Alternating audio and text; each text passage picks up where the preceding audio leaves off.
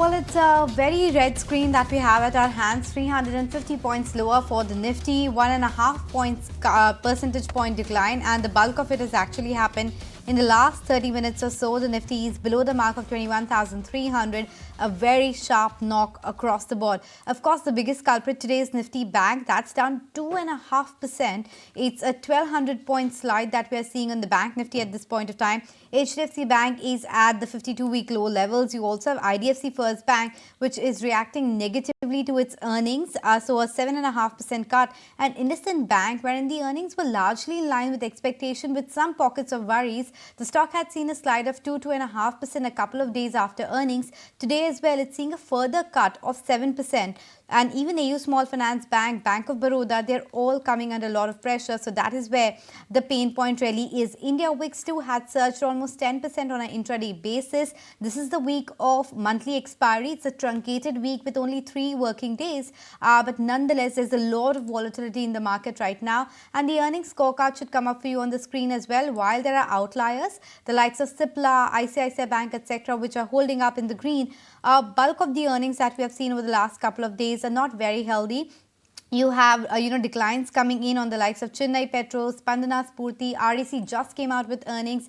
That was also showing a negative show. And of course, the cherry on the cake as far as the bears is concerned is the move that we are seeing on Zee Entertainment. Oh yeah, absolutely. Z, RVNL, the stock is of course pretty endless, but we'll address all the newsmakers. Of course, the top amongst them, like Anisha flagged off, has been Z. It's now counting down on a 32% downtick coming in. The merger called off. It's a $10 billion merger with Z Entertainment that's gotten terminated. And more importantly, the elongated process that this turned out to be, the closing terms have clearly not been met post the timeline extension. That is Sony's allegation.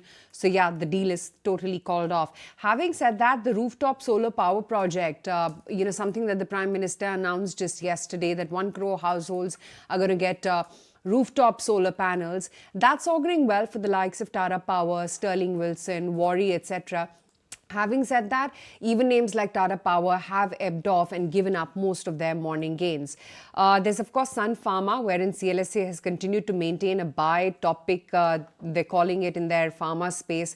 So that stock has been holding out. But I think, other than Sun Pharma, there's Cipla as well, which has reacted quite positively to its numbers. 7.5% of gain coming in. It's managed to hold on to that gap up start that it had earlier today. There's, of course, even in this weak market, names like Persistent, which also continue to hold out. It's hit a record high intraday today. So yes, some sporadic gainers definitely are there. But on the other hand, you can't take away from the weakness in the market, dragged first lower by names like HDFC Bank, which has hit a fresh 52-week low for itself today.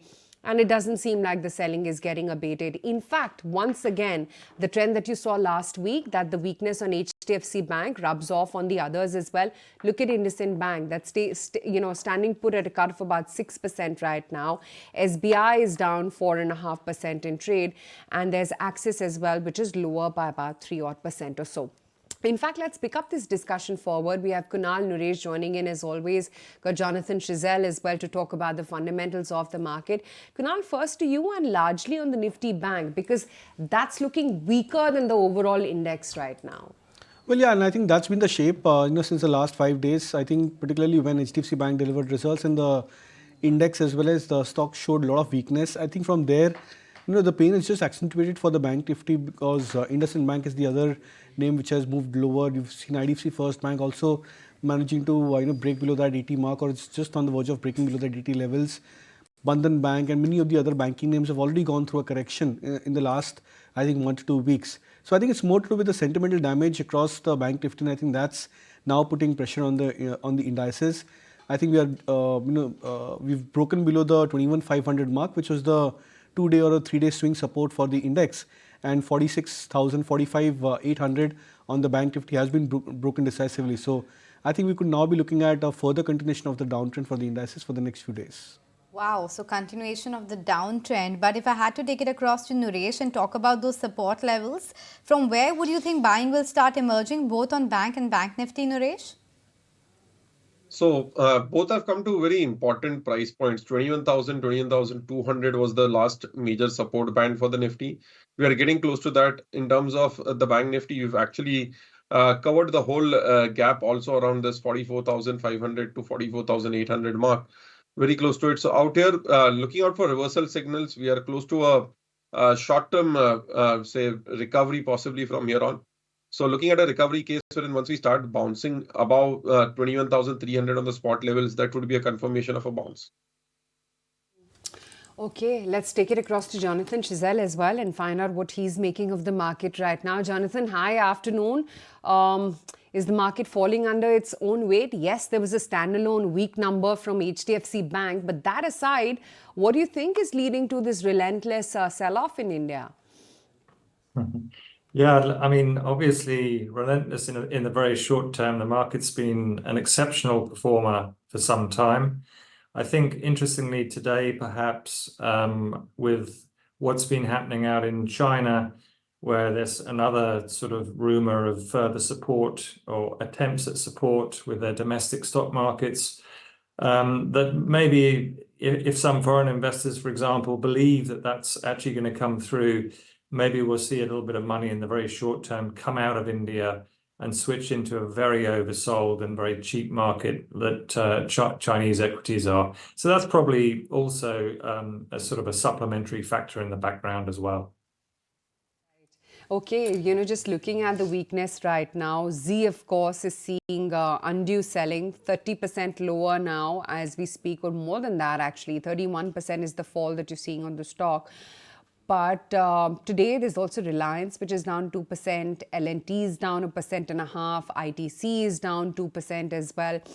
Naresh, after those sporadic few gains last week, Reliance is back to its losing ways, down 2% now. What's the reading on the chart? So a good breakout was done around that 2,600 mark. So if we look at the previous breakout point, that comes closer to 2,600, 2,630. We are getting into that area. So expecting that levels to hold, we are closer to that. But overall, the trend is still positive unless we start breaking below 2,550. So looking out for a recovery from 2,600, 2,630 levels. As far as Reliance Industries is concerned, but Jonathan, just wanted to talk specifically about financials as a space. We did talk about, the HDFC Bank numbers and the other private banks, but would you take this dip as an opportunity to buy as a long-term investor, or do you expect better levels to come by and the best is already behind the sector? Well, as I've said many times, it's a crucial sector for the market. It's obviously Indian financials and banks are a particularly good way of playing various of the positive factors that India offers equity investors. So it's a sector which is very important. I think absolutely in the very short term, it's probably under pressure, and probably with those numbers from HDFC Bank, the likelihood is it's probably a little bit further to go, the sell-off. But anybody being sort of medium to longer term view, the sector does offer fantastic opportunities, into the broader India story as such. So yes, we'd certainly, if this sell-off continues for a little bit longer, I think it does become quite attractive. Okay, point taken. So that's the take as far as the financial sector is concerned. But separately in the market right now, a lot of losers from the entire railway stocks as well, and even the public sector entities as a whole. So Railtel Corp, Hudco, RITES, Rail Vikas Nigam, all of these stocks are coming under pressure. And add to that list some of the oil and gas names, Chennai Petro, etc., which are reacting to their earnings, GIC, REC, IRCTC, Engineers India. These are some of the other names from the public sector world. Jonathan, last year we saw a bit of a re-rating of that entire public sector as a cluster. A lot of foreign institutional investors had started looking at it positively as well. Do you think this year is going to be any different, or do you expect the positive momentum of the public sector entities to continue? Yeah, I think when the broader market clearly has done as well as it has done over the last few months and couple of years, you tend to find a lot of investors starting to look for other stocks which aren't trading at premium valuations. And generally speaking, the sort of public sector space obviously trades at a slightly, at a discount to the broader market. So, people will start looking at cheaper stocks that also have that are playing into various growth factors. And of course, some public sectors companies play into sectors which you can't readily invest in private sector names as well. So there will definitely be interest. You tend to find interest starts to pick up when the market's done pretty well and valuations are on the sort of higher side of history. Fair enough. Valuations, of course, is something to watch out for and the kind of run-up that we have seen.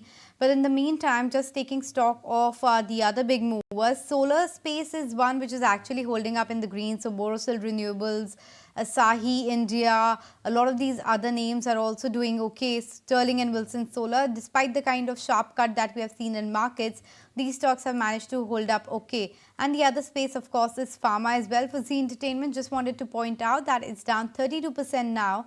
In fact, actually, Kunal, let me toss it to you on some of the real estate stocks. Oberoi Realty, I can imagine, is a result reaction. But what do you think went wrong with Prestige Estate suddenly? What do you think is wrong with Hudco, for instance? What do you make of the real estate sector? Even Sobha is down 8%. No, I think it's one of the phases where even the strongest sector will also get beaten down, because you have to have these stocks which had run up exceedingly high, getting back into a mean reversion phase. So I don't think that it's a surprise that even the performing sectors like real estate are under selling pressure. What matters now to see is that once the dust settles for the real estate space, will it be the entire sector which starts to move up higher, or will it be just few odd names which can lead from the front? For example, names like DLF, Prestige, Sobha, I think these stocks have done exceptionally well for themselves in the last 1.5 odd year. Now, post the phase of correction, as and how these rates settle down, we need to see that whether these stocks come back to their 50-day moving averages respectively, and then from there, do we see a process of price stabilizing for these stocks or not? So as of now, I would believe that it's a phase of correction where the entire market is going through a bit of a risk-off phase, and I think even for the real estate sector, you're seeing profit booking there. Exactly, the strongest of the lot, and no harm taking some profits off the table. That's Nifty Realty in trade for you, down about 5.25%. Before we take a break, I just want to quickly see whether the weakness is our market alone, or are you seeing some of the global markets as well fall under pressure? And it is a sea of red all across the European screen as well, but we've got to be the global underperformers today because Asia managed to hold out in the green. Europe is just a smidge in the red. In fact, markets like FTSE are flat. They're not down and out. We'll take a very quick break, continue tracking markets on the other side. The closing trades right here in 80 now, looking quite sharp. On the downtick right now. 21,268 is where we're currently at for the Nifty futures, and that's a fall of over 300 points that you're seeing. And what's curious to note is that the selling is not abating, so you're slowly just about grinding lower as we speak right now, even though we started off in the green, and from there it's been a very gradual decline. Also the mid and small caps, and I think the mid-cap index just hit a fresh life high as of Saturday, and today it's pretty much mirroring the chart of the index. You're again at the session lows pretty much there as well, and similar is the case with the small caps too. And Kunal, clearly overall, selling is what you're seeing in the market. When it comes to mid and small caps, what's looking like the weakest link? I mean, are there spaces within power, railways, etc., where you would say just profit take and get out right now? Yeah, I think it makes a lot of sense to book profits over there and then to exit positions, or at least to pare down your position significantly, because when you see divergences of more than 150% to 100% from their 200 moving averages, I think there's bound to be a case or a point where these stocks would get into a mean reversion mode. So I think purely in that aspect, I would expect many of these stocks to get into a multi-week, multi-month, and possibly even a larger correction for these stocks, because names like, for example, IRFC, RVNL, IRCON, etc., they are almost 100% to 150% higher from the long-term averages, and such kind of divergences, they don't sustain for too long. So stocks can become overbought, they can become extremely strong in terms of momentum, but then there comes a point where the risk-off happens, and once the risk-off starts to settle in, these stocks also go through a sharp correction. I believe there could be a phase where we may see many of these stocks going into a sharper correction for themselves. Yeah, and if we can bring up those stocks, that'll be nice, because the last entrant to the railway party, IRCTC, for instance, is cracked down nearly about 8% today. RVNL, IRFC, they're all bleeding red as we speak right now. In fact, that's exactly the sentiment that Gautam Shah from Goldilocks as well, when he spoke with us earlier today, said. He said that, it's advisable to book profits right now, especially when it comes to power as well as railway sectors, because they've clearly run up ahead of their fundamentals. Let's listen in exactly what he told us. On it all along because I thought that the breakouts were very clean. And remember, these are stocks, so this is a theme that broke out after doing nothing for about 5 to 6 years. So it's understandable that it's seen such a rally. But now the rally has become parabolic. I think it's beyond fundamentals and it's beyond technicals. So these are levels where one can easily take profits. In fact, we have been recommending to take profits in the recent past. And I think the rally is a little overdone. You might miss the last phase of the rally, which is okay. But I think the risks of holding railway stocks or adding railway stocks at these levels is pretty high. Yes, it might be a 3-year theme, 5-year theme, but somebody who's looking at 3 to 6 months, I don't think these are levels where you can commit. About the railway stocks, and it's a bit ironic how we started off the day talking about how India has become the 4th largest stock market by market capitalization, going past Hang Seng. But today, if you look at that index is actually higher by almost 3% because there are talks of some policy push coming the way of the Hang Seng index and the Chinese market. So that's up around 3%, while our markets has taken a sharp knock. It's down about 1.5%. But Jonathan, I just wanted to come back to you and talk about some of those defensive bets in the sector right now, the underperformers, that's the pharma and the IT space. Would you rather look at these spaces positively now? Yeah, look, I mean, IT's obviously been on a very strong sector for some time. Obviously, it has been very strong more recently as well. We've continued to like the names. Obviously, Infosys came out with some good numbers a little time back, and certainly the order flow was better than expected. And some of these stocks are beneficiaries from obviously the trends going on with AI, et cetera. So they still look good. And obviously, as you rightly say, that they're more global, less domestic, and therefore perhaps viewed as being slightly more defensive in some circumstances. But yeah, and the same, I guess, goes with a lot of the healthcare names as well. So, those sectors haven't been the main areas of focus, particularly for the domestic investor. So yes, that they are slightly more defensive, I think, than capital goods and some of the more interest rate sensitive names that have done very well. India versus China, Jonathan, how do you think FIIs are perceiving that? Because, of course, there seems to be value on the table when it comes to the Chinese index, but it's a bit of a binary one there as well. Yeah, that's a very difficult one. I mean, traditionally, all the metrics that you'd have looked at previously haven't particularly worked very well when you're looking at India versus China about when to potentially switch and buy one market versus the other. I think because of the geopolitical situation, many, particularly US investors, find a lot of Chinese equities now, quite frankly, uninvestable. It's just not worth their while to look at Chinese equities, and that's going to be a problem going forward. But clearly, there's plenty of other investors in the globe who would still consider Chinese equities. What we've been lacking in China is policy support, and obviously the economy has slowed down. The stock market is approaching decade, if not longer, lows. We're almost at the similar level as we were at the worst point in COVID as well. So, and when you compare that to what India's been doing, touching, new all-time highs or within touching distance of it, there's a real contrast there. So, in the very short term, there might, as I said previously, there might be some very short-term money which has come out of India that might be thinking now's the time to buy China. But ultimately, India still is a very good longer-term story. And I think, yes, there might be some money coming out if China starts to outperform. But I still think there's plenty of investors who'll still be looking at buying India as well. Okay, point taken. So that's the verdict on India versus China right now. But In terms of the other things to watch out for in the markets right now, India VIX has seen a sharp spike, so that's something to track as well. And otherwise, if you're looking at the big pullers and draggers for the markets right now, it's Reliance, which is down around 2.5%, apart from HDFC Bank and SBI. Even L&T, which had a couple of big upgrades come by today from HSBC as well as Morgan Stanley, both have upgraded the target price to beyond 4,000 now and 4,500 thereabouts. That stock too is seeing quite a bit of slide. If I had to ask you, Jonathan, about Reliance specifically, would you suggest a fresh buying into that stock? Yeah, look, it's there's so many different drivers going on with that particular stock that it is somewhat complicated, but clearly I think India is going to struggle to perform really well without, the biggest stock in the index effectively performing well as well. So, it has some great underlying businesses. There's obviously a lot of early stage investments going on in other various sectors.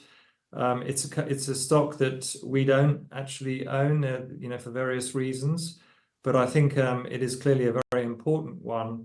And obviously this news with Z and obviously Reliance is obviously with its entertainment business merging or hoping to merge with the Disney side. So, there are a lot of moving parts going on with that company, which makes it difficult to keep track of. But it's a clearly important stock, but it's not one that we currently own. Right. Kunal, you track some of the global markets as well, right? Is there any merit in making a case that some of the underperforming emerging markets would now perhaps bottom out from here? I mean, case in point being China, HK. So there could be a possibility that Hong Kong could be one of the markets which could move up higher. But there's a big dichotomy across the movement across the global markets, emerging markets as well as the developed markets as compared to Indian markets. For example, in our markets over the last 3 years from 2020 low specifically, you've seen mid caps and small caps, large caps do exceptionally well. So all three of the key indices, mid caps, small caps and large caps, all of them have given excellent kind of returns for investors who've managed to ride the tide over the last 3 odd years. But when you look at the the construct of the global markets, Dow, for example, is above 38,000, but the Russell 2000 index is still at its 2022 lows. Same is the case with Nikkei and China's small cap index, and similar is the case with the Europe's small cap index. So that tells you that the large cap stocks across the global markets have done pretty well, but the market breadth across the global markets have not performed well as compared to our markets, where everything across the board, large caps, mid caps and small caps, all have been doing pretty well. So I think it's now a matter of maybe the global markets, if the second leg of rally starts off, you might see the small caps and mid caps participate quite well, which could probably broaden the markets over there and be a bit more healthier than few odd stocks which are moving up higher. So I think that's the only dichotomy or change across the global markets compared to our markets. Sure, point taken. But on that note, Jonathan, we'll let you go. Thanks so much for making time and speaking with us. Let's do one thing. Let's slip into a very short break. But as we do that, let's also listen into the commentary that came in from the management of Hero MotoCorp, because that's one stock which is holding up in the green. Of course, there were a couple of big launches that the company has announced, and the year 2024 was going to be all about the big launches in the biking space. And we have seen the premium category do quite well, and that's what the management was also talking about, how they are looking at expanding their product portfolio going forward. Listen into that bite. Soon, a slew of new premium motorcycles with R&D spearheading this at CIT will follow to consolidate our position at the top end of the market. Our strategic partnership with California-based Zero Motorcycles has also got us into the premium end of the electric motorcycles and powertrains. And it's clearly positioned us right up there, as we will be soon launching these motorcycles. This collaboration is a significant step towards fostering a cleaner and a greener future.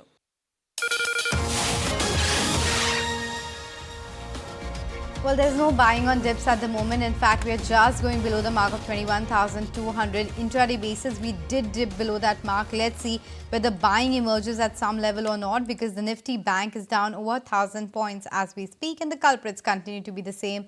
IDFC First Bank, HDFC First Bank, etc. But what's the F&O snapshot looking like right now? Let's take it across to Ansh to find out more. Hi, Ansh. Today we have Fin Nifty weekly option expiry and we can clearly see the reaction in the market with HDFC Bank falling the most in at least 3 years, and it is dragging both Nifty and Bank Nifty actually. And we also have Nifty and Bank Nifty expiry in 2 sessions on Thursday, which would be the monthly one. But let's start with Nifty first. On option front, here we are seeing call writing happening at 21,400 and mild put buying at 21,200, indicating traders expecting Nifty to take strong resistance around 21,400 and to fall below 21,200 as well within 2 sessions. But we have 50 DMA sitting at 21,000 level, which could act as a cushion to the falling prices. Let's also see the Nifty Bank as well. Nifty Bank today faced resistance at around 50 DMA and it fell by over 1,500 points to break below 100 DMA as well.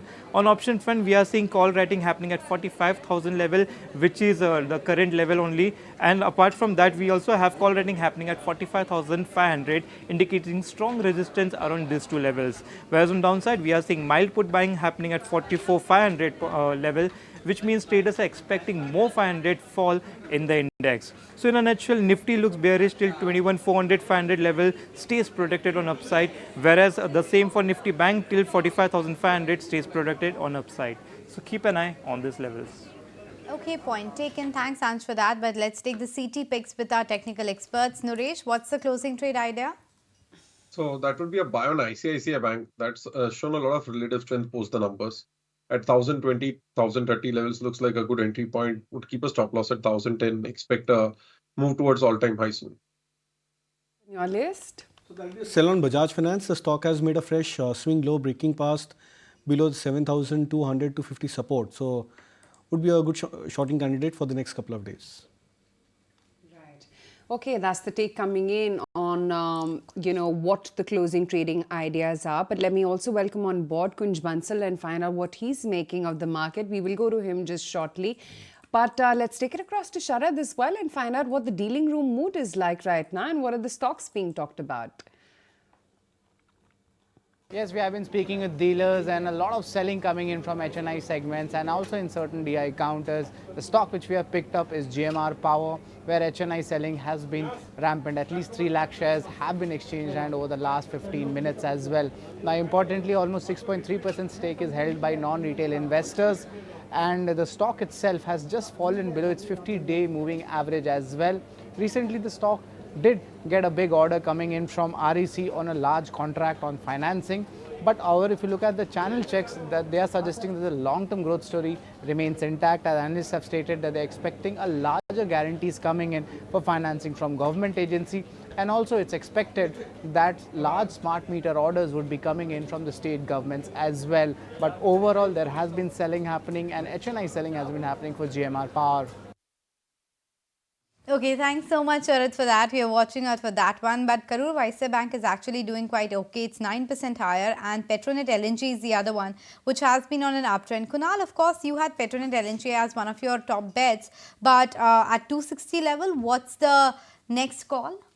I'll still be a buyer on Petronet LNG. In fact, my targets now on the upside are closer to 270, 275. So after this kind of an upward move for the stock, the gap up opening, which it has shown today, as well as the fresh breakout about 255 mark, I think I would probably expect another at least a 5% to 7% up move. Okay, that's the take coming in on Petronet LNG right now. But Kunal, any contra bets in the market, or would you say right now it's best not to trade? Either on the sell, sell, yeah, you can protect your profits, but definitely don't venture out and buy anything right now. Also, in every market, there is bound to be a point where there are stocks which are going to be oversold. So, for example, when you look at the charts, the likes of HDFC Bank, IndusInd Bank are typically on a technical basis oversold. But that doesn't mean that you go all out and you buy these stocks. You wait out for a point where even on an intraday basis or for a couple of days, these stocks show signs of less falling and then maybe some sort of an intraday bounce for themselves. That's where we tend to find out that these stocks have come back into our major support points. But I think other than that, there are hardly any major pockets where you can look to go for a contra buy. On the upside, if someone is looking to go for a breakout, zone. And then I think Indus Tower is one of the other stocks which is looking attractive. The stock has been trading closer to this 215, 17 mark for itself, and it's confirmed a breakout in the short-term time frame charts. Okay, watching out for Indus Towers, but REC is the other stock which reacted quite negatively to its earnings. It had taken a sharp knock of around 8 to 9%, so did the rest of the market, but it has recovered some of those grounds. What are the internals looking like? Let's go across to Vamakshi to figure that out. Hi, Vamakshi. Well, yes, REC in focus today on the back of its numbers. Let me first look at the loan growth. This time around, the company has managed to grow its loan book by almost 21% on a year-on-year basis, and the loan book now stands at somewhere around 5 lakh odd crores. So this is largely in line with what the street was expecting. Apart from that, let's also look at some of the internals. Net interest income has seen an uptick of almost 18%. This is slightly better to largely in line with what the street was anticipating. Net interest margins were expected to contract a bit, but this time around they've actually managed to improve from 3.55% to 3.61% on a year-on-year basis, and that is largely being driven by better yield on loans as well as a stable cost of borrowings. Apart from that, PPOP, that is the pre-provisioning operating profit, also saw an uptick of almost 28% on a year-on-year basis, and this is also largely in line with what the street was expecting. But moving on to the provisions then, the company has reported provisions of almost 56 crores this time around as compared to a provision write-back that was seen in the last quarter of around 760 odd crores, and that in turn has impacted the net profit of the company, because net profit although has grown by almost 14% on a year-on-year basis, it is much lower than what the street was anticipating. They were expecting a growth of anywhere between 26 to 27%. So definitely a miss on the pat is what we're seeing in REC. But despite that, we did see 3 resolutions during the quarter itself. Outstanding loan amount of almost 1080 odd crores was resolved this time around, and in fact when we talk about the asset quality as well, on a sequential basis it has seen a very sharp improvement. Gross credit impaired assets have now reduced to 2.78% as compared to 3.14% on a sequential basis. Apart from that, the company also gave an update on the resolution status of its credit impaired assets under the NCLT. They currently have nearly 12,297 odd crores of nearly 13 projects, and 74% provisions have already been provided for that. Outside the NCLT, 1,514 odd crores is pending. This involves 3 projects, and they've accounted for nearly 50% provisions for this. So all in all, when we look at REC's numbers, nothing materially wrong per se, but it is only the net profit number that has actually come in below the street expectations. Okay, so that's about REC. We also have Kunj Bansal joining us on the show. Kunj, let's start with discussing financials itself. Do you think the kind of sharp knock that we are seeing on the likes of IDFC, IndusInd, HDFC, etc. is warranted, or the street is reading too much into the earnings? Yeah, so always difficult to take such calls, but let's put the scenario in perspective. We all know that hardly till about last week or so we were continuously hitting live highs in terms of our market. And in general, all the indices, certainly the large cap Nifty and Sensex, followed by Bank Nifty as well, and to some extent even the small and mid caps. Now, one thing which, if we look at the last 2-3 quarters, it's very well known that the macro numbers of our country are doing very well. So all numbers related to tax collections, GST, PMI services, inflation slowly coming under control and things like that. But the same was not the scenario in micro. And when I say micro, what I mean is in terms of the actual financial numbers of the companies. The consumption slowdown has clearly been visible for last few quarters. Now, in such a scenario, market continuing to go high, one probably was led by the inflows in the market, wherein both domestic as well as global inflows came together and became net buyers, overall increasing the net buying position. And 2, probably some under ownership which got built up over the last few quarters for the market as a whole. Now, in such a scenario, it was obviously it's always difficult to predict the time and the extent that when these things will happen. But a balancing of the valuation versus fundamentals was to come in. Now, it's quite likely that this might be restricted to today itself. From tomorrow, we might see recovery again. So all those things have always been difficult to predict, will continue to be difficult to predict. But yes, at some point of time, for a broader money, or rather for more money to come in, market will need the correction and individual stocks will need the correction. And results in case of some of the companies haven't been as supportive. So while their stock prices moved too much, probably, or rather not necessarily in anticipation, but because of the buying demand that was there. Now results have not been able to support that kind of sharp price rise or the sharp valuation rise that happened in such stocks. And that's where we are seeing correction, which is quite okay, I think. There's nothing to worry as such. Okay, well, most of the private banking names done, but Axis is still to report its numbers. So let me take it across to Gaurav, find out whether this is going to be a shocker or is it a decent set that one can expect. Gaurav?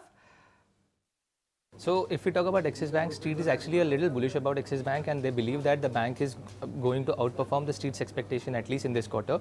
If we talk about the operational data, they're expecting net interest income to improve almost by 8% this quarter, and the PAT is expected to increase marginally by 1.2% in this quarter on a YOY basis. Now the bank acquired Citibank's customer base, Indian customer business in April, and that is why YOY comparison will be a little difficult for the bank. And if we also talk about the QOQ comparison, that is also going to remain healthy according to the Street. We may see some kind of high cost to income ratio which will bring down the PPOP, and that is why the Street is expecting 4.4% decline in the PPOP this quarter on a YOY basis. NIMs are also likely to moderate, and they are going to, Street is expecting some kind of 10 bips of decline in the NIMs, and this may come somewhere in the range of 4%. PAT growth is going to get aided by the credit cost, lower credit cost. That means the asset qualities is remain to be healthy for the bank, at least what the Street is expecting. And going on, we will have to look at what management has to say about the NIMs trajectory and the mix of their deposits, because this will determine the cost of funds for the bank. They will also have to look at the deposit growth, because they have CD ratio of 94%, which is actually a little on a higher side. Let's also look at some commentary coming up on the city's integration and how management is looking at the growth perspective now that the city is now fully integrated in the bank. And lastly, let's also look for any commentary coming up on the cost to income ratio, because that is a little elevated for the bank, and if that comes down, we may see some kind of outperformance coming up from Axis Bank in this quarter. Okay, point taken. We just heard the commentary from the management of Hero MotoCorp, and of course Bajaj Auto will be reporting its numbers tomorrow as well. But Kunj, within the two-wheeler space, should one make fresh bets into that sector, or there are better opportunities available in the market? So that's the call one has to first take on the overall market, looking at the way the things have fallen. Of course, it's always difficult to predict things in the short term. Finally, if we look at the number of automobile sales that have happened in the December quarter, the two-wheeler sales have shown recovery, which was not the case till the September quarter. In fact, on the other hand, the higher end consumption, largely reflected by the passenger vehicle sales, was something that was showing encouraging number in terms of sales. Now, in the December quarter, that trend has rather reversed, wherein passenger vehicle sales growth has been lesser and two-wheeler sales have picked up. And that's where we have seen, first of all, in line with the market overall interest in the automobile sector as a whole, the buying coming in, the share prices moving up. In fact, in some cases, extending up to the auto ancillaries also, although that has continued to remain an underperformer. It will be very difficult to select one over the other in such a market scenario. So one has to go more by the comfort in terms of combination of valuation and fundamentals. Right. Kunj, one of the strongest of the sectors that's also getting clobbered today, Realty namely, and pick up any stock, they are seeing slip off in excess of 5% apiece. Is this weakness to be bought, or would you say wait it out? This is just the first wave of selling which has come in. So again, we are seeing a very clear, sharp pressure in the market for today, maybe over the last few days also on and off, if we take from the highs of the Nifty 22,000 that the Indian market hit a few days ago. Now, whenever we have market corrections, obviously the stocks or the sectors which have moved up sharply will be the ones to face the brunt, and vice versa. So why Realty? In fact, today we are seeing the market, and if we want to just kind of look at the market pattern in short term, railway stocks are the other ones which are quite sharply falling today. To add to that, the extended public sector basket is the other third space that is falling today. And to add to your point of Realty, that these are the three spaces which had moved up very sharply in the market rise. Of course, the fact that realty is a high beta sector, it will participate both ways more than the market. In a rising market, probably it will go up more than the market, and the same is happening in a falling market. On fundamental side, let's keep in mind that the realty sector has seen one of the best performances in the last few months. In fact, in the financial year 2024 till date, if we take, or let's say the first 9 months, there have been in general record volume sales across major cities, supported by in some cases price rise as well, despite the hike in the interest rate, or despite the hike in the home loan interest rate that was there. So as a result, all these share prices moved up, and in the current market, when market is seeing some kind of volatility or the selling pressure, or some kind of fear, then probably these are falling. So which again, as I say, is a part of the life, and one has to take it in stride. Okay, since we were addressing the two-wheeler space, let me take it across to Shrishti as well and find out what we're penciling in terms of earnings from Bajaj Auto. Shrishti? So good set of numbers is expected from Bajaj Auto, given the fact that the two-wheeler sales has been great for all these companies in the festive period, as well as on the back of a low base. We are seeing a jump on the domestic volumes, wherein sequentially we have seen an improvement of 22%. And the good part regarding the overseas market is that this time there was no drawdown over there, and sequentially it was almost a flattish kind of a growth is what we have seen over there. So all these will reflect into the numbers. Other than that, if we talk about the overall volume, that has also seen a jump of 14%. Onto the number front, on revenue, we are expecting a jump of close to 10% sequentially. EBITDA is expected to show an improvement of 8.5%, and the number is expected at 2,312 crores, and the margins once again are expected to be above 19%. For the same quarter last year, we did see the margins at 19.1%, and this time the expectation is 19.5%.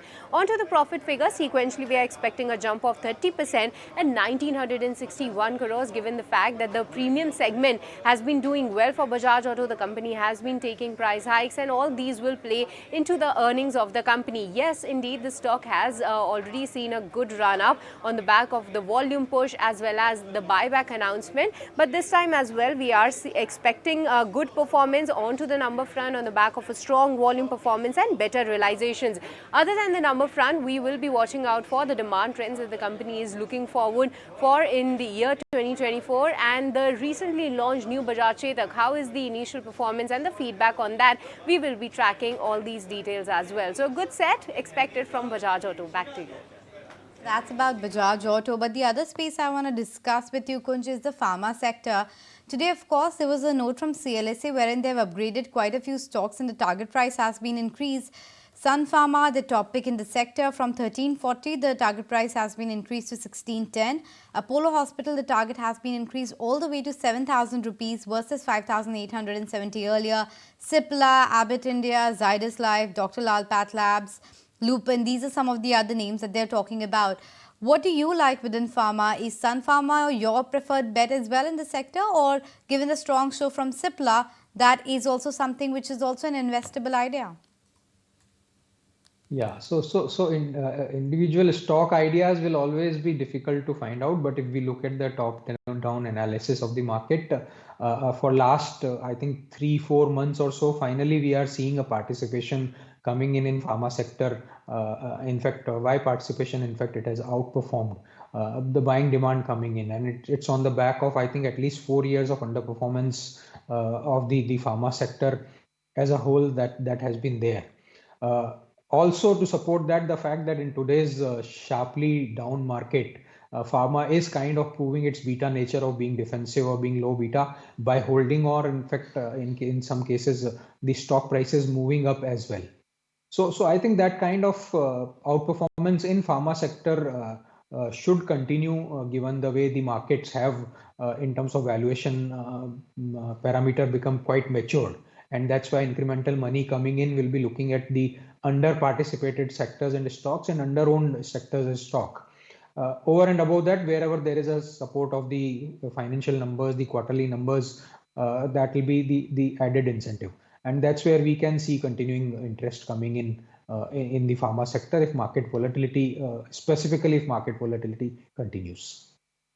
The other one that will report numbers tomorrow is, of course, Tech Mahindra. Don't be surprised if you see another decline this quarter. It will be fourth or fifth quarter that the company will be reporting declines. This time around, however, the constant currency decline will be limited to 1% versus 2.5% decline that we saw last quarter.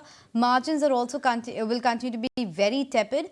5.1% is what we are expecting, far away from the exit rate that the company had started the year with when they were talking about a 14% kind of exit margin rate. That's clearly watered down to sub 5% as of now. The profitability is expected to improve, however, at 590 crore. A bit of a divergent view when it comes to the deal wins. There are part of the this part of the street which is expecting the deal win to be muted between 300 to 500 million dollar, but then there are analysts at the likes of Morgan Stanley which are expecting the deal wins could be 500 to 700 million dollars. Those graphics will come up for you on the screen with respect to the earnings expectations, because BFSI, high-tech, telecom, they will continue to be sluggish. However, there could be a seasonal pickup in Comviva as well as retail BPO. Kunal, any view on Tech Mahindra? Is there any positions one should take before the earnings on that one? See, I would still be bullish on large cap IT names. I think not sure exactly Tech Mahindra has confirmed a breakout as such. But then I think most of the large cap IT stocks, TCS, Infosys, Wipro, so far in the last 4-5 days have been relatively shielded. These stocks have just managed to, for example, Wipro was one of the ones which had gained up significantly higher. It's come back towards the starting point of the rally. I think it was around 450 odd mark when the stock had shown that 15-18% kind of a jump for itself. So I think it's just come back to that 470 levels, which means a mean reversion more or less has happened for the stock. Infosys on the other hand, I think the stock is still trading at its multi-week swing high. I think it's off by just few 1.5 percentage points for itself. And same is the case with, I think, TCS. So that generally indicates that large cap IT stocks are relatively shielded. And I think that's where one should probably look to bet into, because I believe that whenever the next phase of the rally starts off, the large cap IT stocks can stand to significantly outperform. Okay, betting on large cap IT names seems like they've bottomed out, at least in the near term. But let's get in some BTST trades as well. Or Nadesh, is it going to be an STBT idea today? So one long, one short. First would be a buy on ICICI Bank, which has been holding on well in today's market. Stop loss at 1,010, target price of 1,060. Second is a sell on L&T, which has finally given first signs of reversals. A stop loss at 3,600, target price of 3,500. Right. Kunal, what about your strategies? So I'll go with the first one, which is a buy on Petronet, something which we discussed in the morning. Would suggest a buy, fresh buy with a target of 270, 275. Stop loss could be kept at 255 for traders who are looking at a fresh buy at current levels. And IDFC First Bank, even after today's selling of 7% approximately, I think becomes a good shorting candidate. So would suggest a sell with a target of 77, stop loss at 85. Okay, point taken. For now, the Nifty is still down and out, but at least from the lowest point of the trading session, which was below the mark of 21,200, we have seen a bit of recovery. But what are the other internals and how are we closing the market? Let's take it across to Winnie. So absolutely, yes, Nifty actually above the 21,200, but what a fall that we've seen coming in today, right? At one point of time, 21,700, and just that fall intensified. As of now, trying to bit of a recovery, but 21,200 is what it's managing to close at. Sensex too has seen a decline of almost 1,000 points in trade today as well. 70,000, below the 70,500 mark is what the Sensex is at as well. No respite coming in even from the broader markets today or at the Nifty back front as well. And Nifty Bank, when you're looking at it, the fall is because HDFC Bank heavyweight seeing a fall there as well. Nifty Bank recovered from the day's lowest point, but 2.2% downtick as of now. Let's see other banks as well. IndusInd Bank, that too being a laggard in trade as well today, and IndusInd Bank is down and out as well among the top Nifty 50 losers today. IndusInd Bank down 6%. Pull up the broader markets, whether you look at a Nifty mid-cap or the Nifty small cap as well, that too clearly under pressure today. No respite on that front coming in from the broader market as well, and a lot of names in the broader markets have too seen a decline. Clearly the advance decline ratio today was favored of the declines than the advances as well. Other than that, let's look at the Nifty Media. That is among the top sectoral loser, led by Z Media, Z Entertainment today. Obviously that has seen the sharpest fall that we have seen, and at the lowest level since 1999. So that is Z Entertainment down almost 31% as of now as well. Other than that, realty names, whether you look at a DLF, Oberoi Realty, Prestige Estate, all of them are down and out in trade today as well. Let's look at Nifty PSU Bank. What's that doing? Nothing exciting on that front as well. That too in the red as well. Solar stocks, that's one which managed to see some bit of a green today. So yes, those names managed to hold on to green, whether SW Solar, Ireda, Gensol Engineering, Select, all these names managed to hold on to some bit of a green. So yes, that were the names that was actually only holding on to green. Other than that, we have Cipla, which really did well in trade after its Q3 numbers. Cipla managing to hold on to very strong gains today. Top FNO gainer today, that was Cipla, 7% uptick there.